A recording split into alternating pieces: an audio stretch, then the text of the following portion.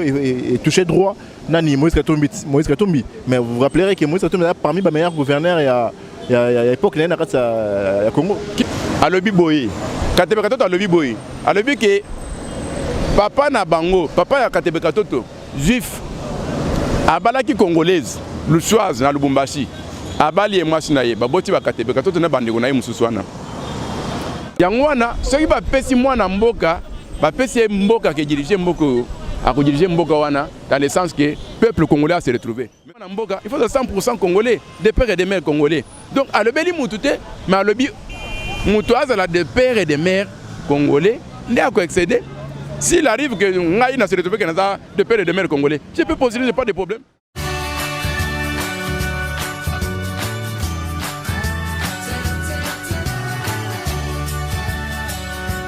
Shadracom TV.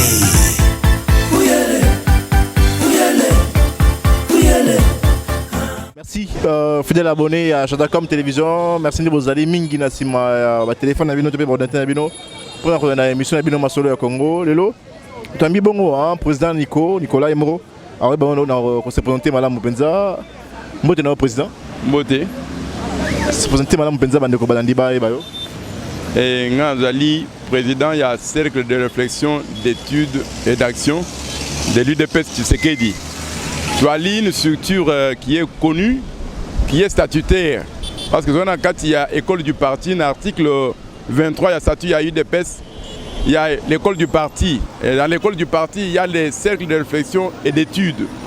C'est là que nous avons tiré nos sources pour être cercle de réflexion, d'études et d'action de l'UDPS Tshisekedi. Non seulement Tobaki Sikaka et le Gouana y a action pour Nanini, parce que tu as limité tout ce qu'on a réflexion, étude. Tu as limité à continuer à la réflexion, réfléchir ou étudier. Il faut mener des actions. Action et qu'on peut s'appeler pour na et le il y a réflexion au Yosali. Voilà, mais on peut se faire comment on a Ngana Bengamina comme Nicolas Bakadi. Je suis président de la structure en question, donc le cercle de réflexion, d'études et d'action de l'UDPS Tshisekedi. Voilà, on a président Nicolas, c'est bon qu'on s'est présenté, Bandeko Balandi. Torobet Anaïma Solo, il y a un cercle de réflexion, le lundi va fonctionnera, le lundi va évoluera, il y a un cercle, on va déjà Nini, on va également parler de la société politique du pays pour Tala. Alors nous avons tout politicien, combattant Nénarat, c'est IDPS. Torobet Anaïma Solo, il y a loi Noël Tsani, loi sur la nationalité, ils ont coulé beaucoup d'encre, ils ont fait couler beaucoup d'encre et de salive. Torobet Anaïma Solo, il y a volcan, à niveau de Nirango, Torobet Anaïma Solo. Il y a état de siège, de l'eau. La semaine où nous avons fait bien que état de siège de Rokissi. Moi, je gouverneur militaire, je déjà dirigé la province. Même si je suis Kufa. Tout le monde ensemble président Nicolas. Tout le monde également il y a Gentili Ngobila. Tata Mokonzi a ville province à Kinshasa. Cour de cassation de Senga, l'éveil immunité na epo. C'est d'abord que vous voyez. Sans plus tarder, président Nicolas, cercle de fonction de l'Ingénie. Bon, cercle de réflexion en Nénautiko Lobango, ils allient cercle de réflexion, d'études et d'action, il y a UDPS Tshisekedi. Donc la genèse même l'indique bien. Tout ça est le copo Anini. Tant que tout le monde est chef de l'État Nabiso, moi Namboka Félix Tshisekedi a eu pouvoir. Il faut accompagner, soutenir la vision, une vision qui toko et le blaming état de droit. Parce que seul à côté qui n'est pas cité, il y a des cité, il y a des malamu, il y a des sali structure pour toi accompagner la vision, la vision qui toko, il y a état de droit. Donc qui dit état de droit dit respect des textes, donc respect de la loi. Il y a un autre bien qui est au la paix différente. Il faut tout accompagner. Et aussi, monsieur le journaliste, si je viens, vous allez faire quelque chose. Et puis, te belé na Katia Congo, depuis que tu sais que tu as continué à pouvoir, parce que nous soutenons le chef de l'État, nous accompagnons le chef de l'État. Nous soutenons le chef de l'État, nous l'accompagnons, nous soutenons l'accompagnons. Toutes les structures, les Asso Fachi, les Dynamiques Fachi, les ceci, cela, nous soutenons le chef de l'État. Nous accompagnons le chef de l'État dans la vision. Mais en réalité, et là, on a prouvé qu'on accompagne le chef de l'État. Ce qu'on a dit, nulle part.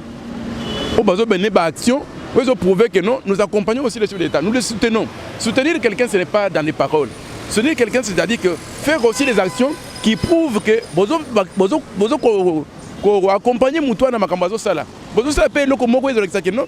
Place où il y a un commaté, bino bokoma, bo aider, bo sunga mboka, bo sunga payer na vision na ye. Ok, dans yango bino créer bo sali benzani sur terrain où bato rota la paix dans le bignoté, différemment là association mususu créer pena, alors ça la musala, alors soutenir vraiment chef de l'État. Merci na question qui toko outi ko poser. Au moni les titres l'indiquent, cercle de réflexion d'études et d'action de l'UDPS. Action tosali ba action est belée. Je peux commencer par vous dire que lorsque le chef de l'État a lancé première fois les travaux des 100 premiers jours, les 100 premiers jours du chef de l'État, tosali surtout à Liboso, où il sali descente, Tokouti bateau, bazo yiba bâtiment, bazo yiba caillasse, bazo yiba barre de fer, où ils ont destiné à construire de construire la route. Biso to dénoncer to kwangisi pe batu bakota boloko. Donc tozali batu ya Liboso, to les structures à Liboso oyo to tche mutu na bisa okata parce que je me souviens une fois j'étais interpellé chez les DG de l'IEC à détourner 440 millions de francs congolais. Oui, Zaki a manque à gagner pour travailler à l'IEC à détourner. J'étais la personne qui a mis sa tête à couper parce que na kende ki tie pa na benga na ki tie pa na ye. Na bi se que yo détourner mbongo à l'état il faut zungi mbongo wana. Il m'a intimidé, à la fin il me dit Tiama il a 20, tika iloko wana, senga onyo soko senga na kopesa yo, o tika dossier wana tu es en train de me salir. Donc toute cette action est belée. Je peux vous ajouter aussi la gratuité de l'enseignement. C'est notre œuvre. Aujourd'hui, si le ministre est là, nous avons aussi travaillé ensemble avec lui, nous avons dénoncé le fait que gratuité de l'enseignement, tant que basali l'identification à Liboso, bakutagi, nouvelles unités basaki 97 000. Mais tant que Willy Bakong en tant que ministre a lancé la commission qui a identifié les nouvelles unités, il a identifié les vraies nouvelles unités, il a identifié les fausses nouvelles unités. Donc, il a un comité de 500 000 pourvu que le chef de l'État a une incapacité de faire donc et gratuité échouée. Nous avons dénoncé, nous avons même beaucoup de preuves, il y a bateau, Tokuta et Meunier. Donc, nous avons un moulin, nous avons Foufou. Atakota pe classe ya kotanga sate mais asomi affectation na $70 bana na ye basomi na 50 atekeli basomi bana na 50 mwana mwasi na ye bakoti na enseignement au préfet bana bakomi ba enseignant bazo futa mbongo à l'état bafuta bango mbongo à l'état donc to sali moi ba action ebelé au mususu na kokolo bango te parce que le to lebi yango na te elekina nous publiquement na médias so to lebeli yango ba dongolo misu bako profiter na kati po ba baziba donc to sali moi makambo ebelé. Donc vous savez Benzama Mbebele on est au Bosali mais dans les perspectives vous avez la cadre à soutenir le chef de l'État. Oui, mais déjà c'est notre soutien. C'est ça la façon d'accompagner le chef de l'État parce que nous luttons contre les antivaleurs. Donc surtout nabiso lutte monnaie ou bien objectif pendant à surtout nabiso pour lutter contre les antivaleurs, pour dénoncer les antivaleurs. Donc tout ce qui est antivaleur, donc tout ce qui viole la loi congolaise, nous ceux qui t'occupent attendez nos abos, t'occupent les lotos dénoncer. Voilà, vous faites un grand boulot et c'est vraiment Moussala c'est bon qu'on apprécie Moussala Bozosala, président Nicolas. Sur la solo il y a un cercle de réflexion et d'études et d'action. Il y a IDPS qui est dit au Bozal qu'on dirige. On a politicien avant tout. Oui, qu'on explique ça. Le ligne de gérer Mambo Yamboka. Bon, mais sur la solo il y a activité politique à Mboka Nengé Tambola. Les lots Noël Tseni a Sigocha sur terrain.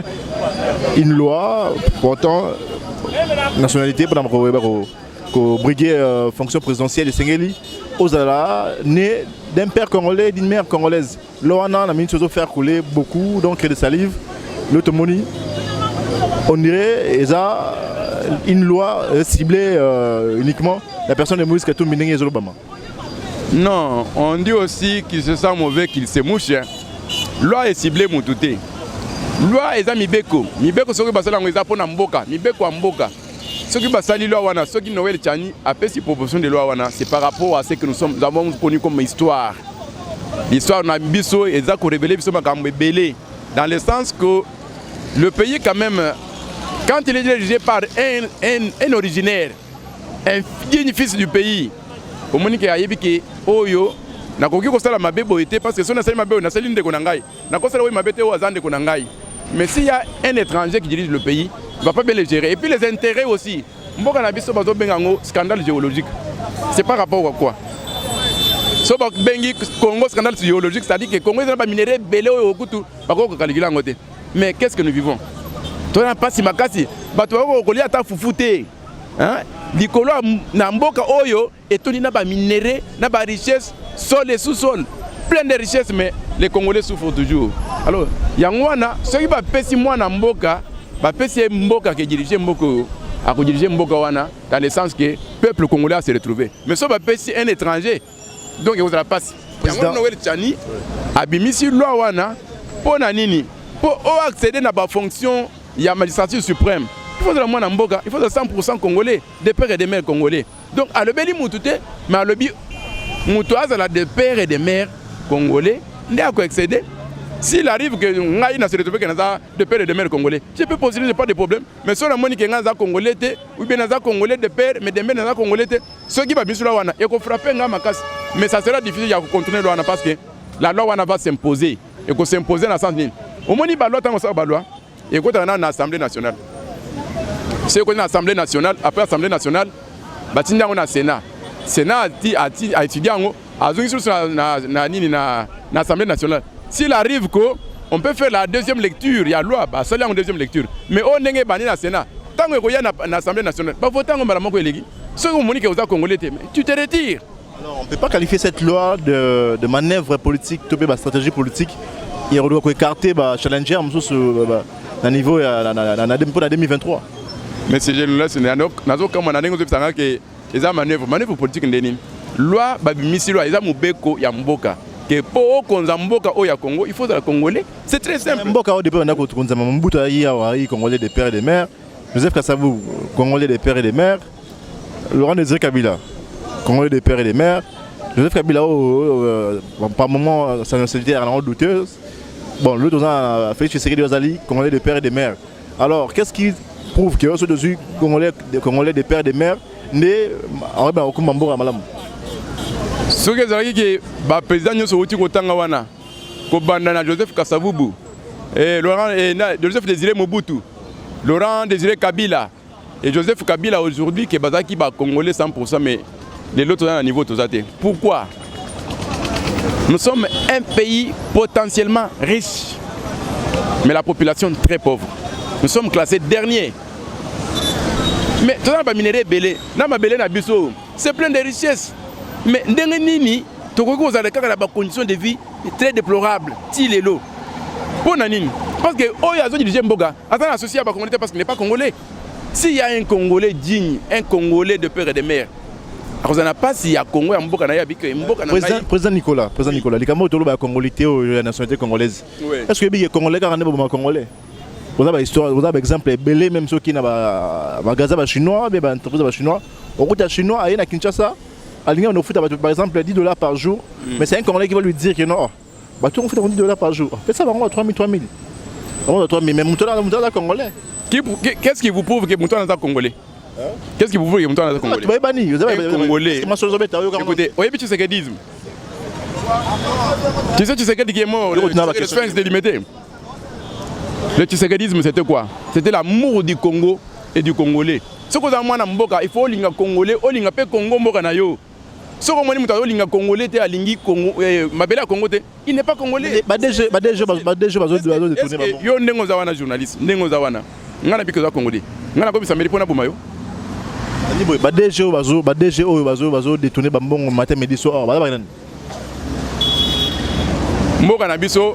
Je vous dis sincèrement qu'ils ont pris en otage. Pris en otage. Jusqu'à preuve du contraire, dans la cité, ce n'est pas très bien. Mais il a été pris en otage par les étrangers. C'est ça qui n'a pas dirigeant congolais, de père et de mère. Il y a n'importe quoi. Tant que vous avez mon frère, qu'on se dise quand même certaines vérités. Tant que vous avez 50 milliards, qu'est-ce qu'on compte? Pendant que ton frère, soi-disant ton frère, est en train de souffrir, il y a 50 milliards. Est-ce que vous êtes congolais? Dites-nous un peu. Nous avons 50 milliards de dollars. Nous n'avons pas compte. Mais je vois les amis ici, Nzala Foufou. Est-ce que moi je suis congolais, je suis de ce sens-là? Est-ce qu'il ne fallait pas réfléchir sur les lois tel que, en fait, on devait plus marteler sur la moralité et puis essayer un peu de voir le parcours de la personne, côté la moralité et puis personnalité pour la montrer c'est bon qu'on briguer magistrature suprême. Au lieu de recruter dans des détails tels que puisque Lelo, tu mets ta main sur la ligne, il y a une nationalité, puisque on ne doit pas s'évaluer la face. Et ça, loi est touché droit. Nani Moïse Katumbi. Mais vous vous rappellerez que Moïse Katumbi est parmi les meilleurs gouverneurs il y a l'époque au Congo. Qui vous dit qu'il a été le meilleur gouverneur? Parmi les meilleurs gouverneurs. C'est le meilleur détourneur de ce pays. Et d'ailleurs, Moïse Katumbi, moi je peux dire qu'il est plus mauvais que Kabila. C'est Moïse Katumbi qui a vendu beaucoup d'uranium. Et c'est Moïse Katumbi qui vendait l'uranium à Lubumbashi. Et c'est lui qui prenait l'uranium jusqu'en Afrique du Sud pour vendre. Ce n'était pas même Kabila. Il s'est rendu même plus que Kabila. Comment il peut être un bon gestionnaire? Et Moïse Katumbi, j'arrive. Moïse Katumbi n'est pas le bien, mon frère.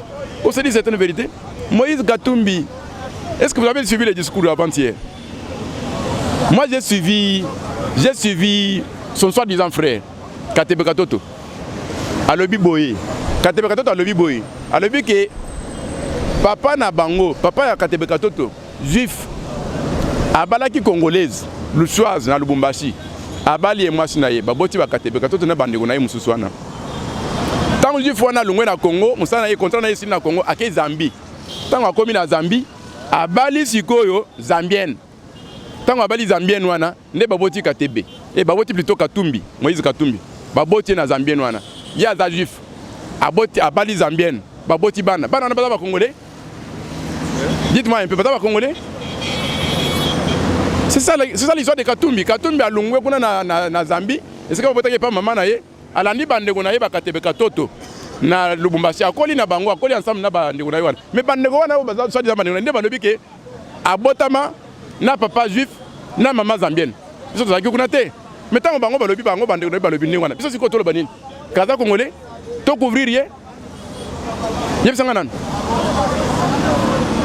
Voilà, bandeko bandandi à chanter comme télévision bomoni dossier ya Moïse Katumbi en fait dossier nationalité loi nationalité ne connaît pas azali ko proposer à niveau il y a Sénapé pour ça qui est en deuxième lecture au niveau de l'Assemblée nationale ils ont faire couler vraiment beaucoup d'encre de la salive et puis on dirait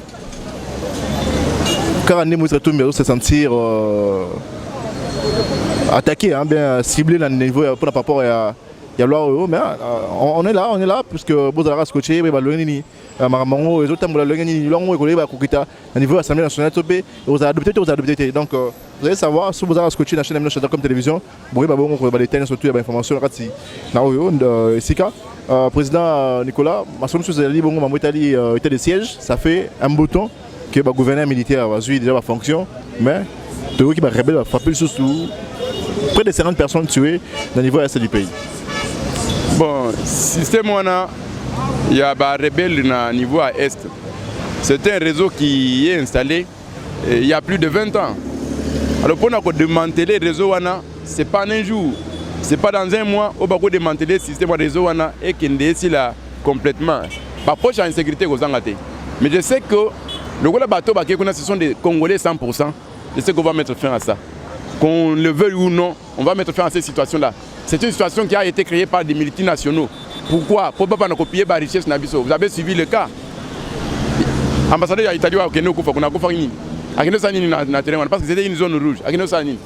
Donc, les gens qui soutenu. Les Congolais payent les soi-disant Congolais au institution de la République. Je vous dis une chose. Je vais vous révéler une chose. Bien que na ST, mais je vous révèle une chose. J'étais à force d'un colonel. Il y a la police. Le colonel Wana Vandekuna, il avait un poste là-bas, na Est. Et puis le colonel, na poste na Moussala, qu'est-ce qu'il a vu? Ayoki, que Bangombe Zoya. Bangombe Wana Zoya Koleka, et que n'était na ville à Bukavu. Tant que Bangombe Zoya, c'était à peu près 400 bêtes. Tant que Bazoya, Bazaki na ba garde, Bazaki 4, na Minduki. Tant que Bakomi, na poste na ya contrôle ou chef capitaine na ya contrôle abandi ko fouiller batwana tango fouiller ba Minduki alongoli wanga bité baleka chef goutumier moko ya place wana ya kuna abisa ngotika bango mwana elekate eloko zo mona zango mbete bango mwana balati bango Minduki presque chaque ngomba za na au moins 4 Minduki côté biloko na elekate Vous comprenez? Et le capitaine en question, le colonel Laye, ils ont fait les contrôles. Ils ont retrouvé que Bangomba wana balata kango Minduki. Et puis Minduki wana banoko ne wapi bayoki ne ville. Tango ba dénoncer le kwana, bayoki téléphone et Leli na ba gardien ya Bangomba wana. Téléphone et Leli ba banoko solo la ba pesi capitaine téléphone solo la. Tango solo li, il y a un chef mokonzi moko ya mboka oyo. Azabe mokonzi ti lelo. Alebi capitaine autant babiloko wana ne touchez pas eza biloko ya bakonzi ko toucher ngote ya le bité mais biloko ni nango nga na moni Bangombe soit disant ngombe mais bazana Minduki habité tika Bangombe wana le rabi na ko tika ngo le gâté parce que moi je suis ici pour contrôler ça na ko tika ngo le gâté. Vous comprenez? Siko tango alobi ndengo wana mokonzi mususu ya likolo et ya biseke soko lingo za la place wana tika Bangombe wana soko le gité dans quelques minutes au mona so mayo. Et puis dans quelques minutes wana mokonzi mususu ayeko ya mokonzi ya ba policier ayeko ma place wana. Tango akomi bala moko peut-être le sac tango apesi le sac abitika biloko wana biloko eleki. Vous comprenez? Mais tango to za na mboka ke na za na mboka na ngai ba biloko ya modèle wana bazoko sango ni mboka tina capitale ya nani na centre ville ezoko tapeke no sanini. Et puis batona banoko se minuka na pani. Donc c'était la guerre ya soit disant ba congolais bazoko sala biloko wana po bana ko piller ba richesse ba s'enrichir ba comme na ba milliards ya ba dollars belé. Donc c'était un système qui était organisé dans le sens que sans Tshisekedi Félix, en tout cas, tu n'as pas matina ba niveau moké. Na basi na biso bako mbasi ya ba Rwandais, ya ba ceci cela, ya ba Ougandais pour nani parce que mboka ezaki infiltré tina moi l'épinière. Voilà, on espère bien qu'avec le nouveau président de la République, ma solution et puis sécurité aux gens en bas de Sengeli, au lobby en président lobby, et ça, système a démantelé des simplétants qui depuis plus de 20 ans, et vous allez démanteler si facilement vous êtes, vous allez démanteler dans un jour, mais on espère quand même que dans le jour à Ozoya, qui met en route appellement à l'est du pays, qu'on va librement la préoccupation de le président Nicolas, Tommy Bana. Voilà. Par rapport à l'état de siège, Nengo Béliango. Nicolas Bapessi a état de siège un mois, c'est trop peu. C'est comme on a dit ok, on ne peut pas démanteler ce réseau-là dans un délai d'un mois. Qu'on donne encore du temps au temps. Batika va gouverner, Rwanda va faire ce temps, va prolonger. Moi je peux même dire même d'un an. Si la Constitution peut l'autoriser, mais la Constitution a été faite par les hommes. La Constitution ce n'est pas le verset de la Bible. La Constitution c'est là on a battu. Par contre on peut modifier on le lobby. Donc battre les locaux parce que toi pour ça que qui met côté na est qui met côté na est donc qui met total côté na est pour vu que ba Congolais va se réduire na ba minerai na bango. Alors to conseil vraiment na ba konzamboka toutes les institutions compris. Donc basa la tout dans le sens qu'il va prolonger l'état de siège et au moins Mikolo pour basi ça des autres derrière soi insécurité sur na est. Voilà beaucoup, merci beaucoup monsieur Nicolas. Comme vraiment bon on a souka émission émission ya mokolo malelo to beti bongo masolo ya cercle de réflexion d'études et d'action de l'UDPS Tshisekedi aux ali bongo structure président Nicolas Ozokamba to beti masolo ya loi ya Noël Tiani loi ils ont porté sur nationalité ils ont fait couler beaucoup d'encre de salive to beti également masolo ya état de siège au niveau est du pays le Lenganini 50 personnes basées bon sur Kufa donc pendant souka par rapport à toi CG on a président Nicolas au placé moment et bon on te conclure l'émission. Bon, en conclusion, je salue en passant Batnio sur le but qui va soutenir le chef de l'État Félix Antoine Tshisekedi Tshilombo. Je les salue, n'a pas courage, n'a pas envie, mais je souhaite que tout travailler ensemble pour la Mboka. Il est confronté à des problèmes énormes. Je me souviens dans la période de Mobutu, le président fondateur n'est pas un magicien. Seul il ne peut rien. Mais avec l'appui de son peuple, il fait tout. Ça veut dire quoi? Ça veut dire que ceux qui sont soutenir Mboka, aussi c'est ma camion sur pas sur les Mboka. Soutenir ce n'est pas dans des paroles, oh non, nous soutenons le chef de l'État, parce qu'on peut avoir l'occasion de passer à la télévision, à la radio. On soutient le chef de l'État, on l'accompagne alors que sur le terrain on ne fait rien. Tosengi Bangonyoso, Basa la soutien, Penzao de soutien. Il y a qu'au moins il m'a dénoncé ma béana. Au moins il m'a dit quelque part au dénoncer. Au moins il m'a détourné quelque part au dénoncer. C'est comme nous. Nous avons connu le cas d'un viol. La semaine passée. On a dénoncé ça. Tu dénonces ça. Moi il m'a violé moi aussi et un formateur naïe. Donc professeur, alors qu'on a violé moi aussi. Moi dans la classe naïe. On a dénoncé. Alors, tout le monde m'a dit que EPST actuellement. Ça, j'interpelle aussi le ministre. Il doit être très prudent. Le ministre Tony Mwaba, en train d'interpeller un message. Je sais qu'on aura le temps. J'ai même déjà déposé la demande d'audience. On aura le temps de causer avec vous. Vraiment, la gratuité, ce qui va salir en gros, le premier bénéficiaire de la gratuité, c'est l'élève, l'apprenant. Ceux qui apprenant, élève, ils ont bénéficié de la gratuité. C'est que la gratuité n'a pas son sens. Beaucoup de gens ont millions de dollars, n'a pas enseignant, n'a pas corps professionnel, donc on peut avoir millions de dollars. Mais si l'enfant ne bénéficie pas, la gratuité n'a pas sa place. Donc on a 5 vraiment, il faut être prudent. Parce que Tilelo, j'ai visité beaucoup d'écoles, j'ai ça, je vais vous déposer ça dans le cabinet. Na kuti ba école belé pour bana ba ça l'examen, il y a deuxième trimestre. Bana ba fouti mbong, ba 3000 francs, ba 5000 francs, ba 20 dollars, bana ba fouti mbong. Alors que yo tant qu'on continue à ministère, on dit qu'on fout un bon, il y a frais de fonctionnement. Il y en a qui ont bénéficié 350, 360 000, 400 000 francs congolais par mois. Mais pourquoi pas payer les sous par parents? Parce que les sous ne pas ça l'examen, bah fout 3 000 francs, 5 000 francs. Donc vraiment il faut terminer. Vous allez tomber dans des pièges à Batouana. Et puis on dit toujours les mêmes causes ont les mêmes effets. Batouana ou Kouziwana, ce sont ces gens-là qui ont fait que la gratuité puisse échouer. Si vous regardez Bangoti, les logistes, ils ne pourront pas vous aider. Par changer. Alors, on a 5 ans en tout cas, on a interpellé un message au Salatou, aux la prudent. Le ministère, il faut que l'enfant parvienne à bénéficier de la gratuité de l'enseignement. Si l'enfant ne bénéficie pas, la gratuité n'a pas sa place. Loi Noël Tchani. Loi Noël Tchani, moi j'encourage. Et j'interpelle même le président de l'Assemblée nationale, j'interpelle aussi le président du Sénat. Loi Wana en tout cas va faire tomber en côté. C'est une loi qu'on doit vraiment qu'on doit valider.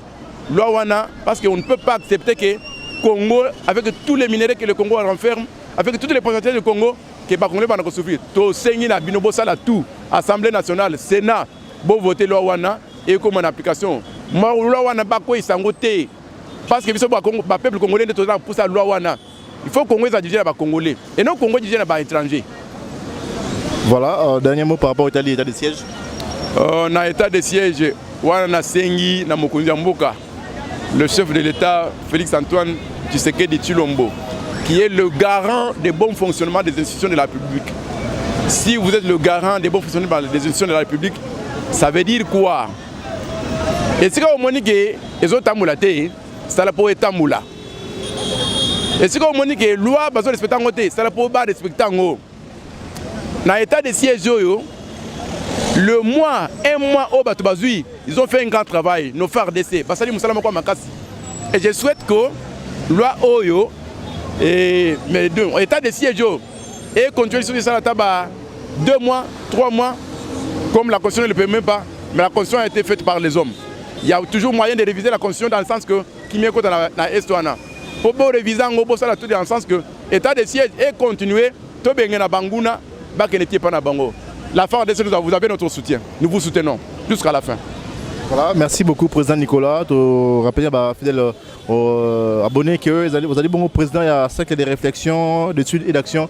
Il y a eu des personnes qui sont dit, Lolo, tu as marqué un cadre d'émission, tu as solo, il y a un cercle de Nabino Zokamba, tu as également solo. Il y a loi Noël Tchani, tu as également solo. Il y a été des sièges qui s'est déroulé dans Rambo Nabiso. Tu as mis vraiment dans Souka, il y a M. Mokomalo, tu as merci. Na Kevin Art Design avec bon ma caméra, tu as merci na coordonnateur Paul Mpoyi, tu as merci surtout fidèle abonné à Sodacom Télévision. Bon, on peut s'abonner massivement à la chaîne Abino Sodacom Télévision. Tout en abonnement prochainement. Au revoir.